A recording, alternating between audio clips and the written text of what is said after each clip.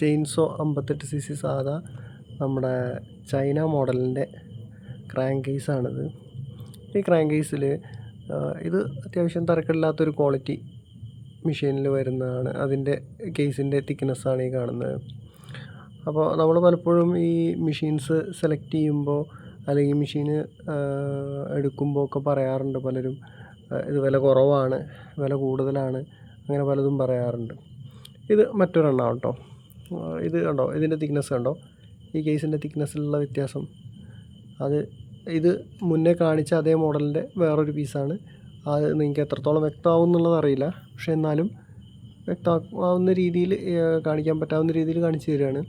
അപ്പോൾ ഇത് കണ്ടോ, ഇത് തിക്നെസ് കുറഞ്ഞതാണ്, ഇത് തിക്നെസ് കൂടിയതുമാണ് ഈ മോഡൽ. കണ്ടോ അതിൻ്റെ വ്യത്യാസം കണ്ടോ.